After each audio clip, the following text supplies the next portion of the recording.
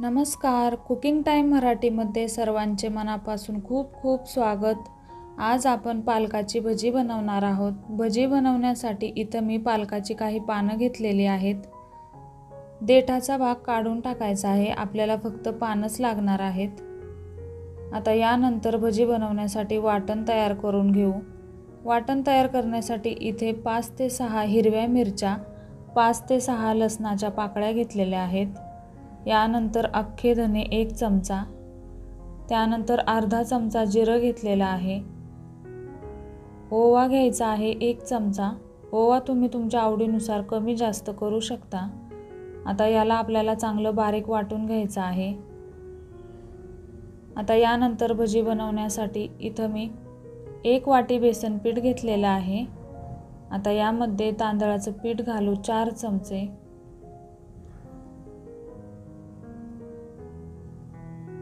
आता यानंतर यामध्ये चवीनुसार मीठ घालायचं आहे।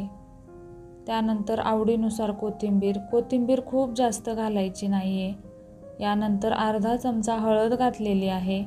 हळद घातल्यानंतर आपण तयार करून घेतलेलं वाटण घातलेलं आहे। आता यामध्ये थोडं थोडं पाणी घालून पीठ तयार करून घेऊ। हे पीठ बनवण्यासाठी मला अर्धा ग्लास व थोडंसं वरती पाणी लागलेलं आहे। पीठ आपल्याला खूप पातळ करायचं नाही किंवा खूप घट्ट देखील ठेवायचं नाही। पहा अशा पद्धतीने। आता हे पीठ आपल्याला हाताने छान फेटून घ्यायचं आहे एकाच दिशेने। पीठ फेटल्यामुळे पिठामध्ये हवा क्रिएट होते, यामुळे भज्यांसाठी सोड्याची गरज लागत नाही। यामध्ये आपण जराही सोडा वापरणार नाही आहोत, तेल वापरणार नाही आहोत, तरी पण आपली भजी खूप छान कुरकुरीत होतात। आता पीठ फेटून झाल्याच्या नंतर 2.5 ते 3 मिनिटं मी हे पीठ फेटलेलं आहे। तर पहा अशा पद्धतीने झालं आहे। आता भजी तळण्यासाठी घेऊ। पालकाचं पान यामध्ये अशा पद्धतीने पिठामध्ये घोळून घ्यायचं आहे व एक्स्ट्राचं पीठ आपल्याला काढून घ्यायचं आहे। तेल छान कडकडीत गरम झाल्यानंतरच आपल्याला भजी तळण्यासाठी घ्यायची आहेत।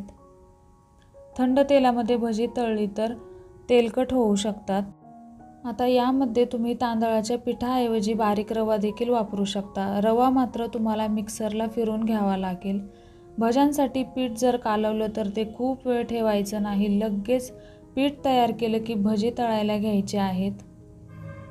पहा टम्म पुरीसारखी आपली भजी तयार झालेली आहे। झटपट अशी तयार होतात ही भजी।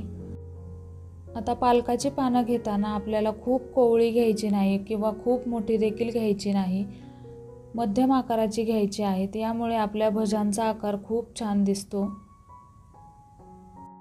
यामध्ये तुम्ही लाल मिरची पावडर देखील वापरू शकता। भजी तळताना गॅस खूप बारीक किंवा खूप मोठा देखील ठेवायचा नाही, मध्यमच्या थोडा मोठा ठेवायचा आहे।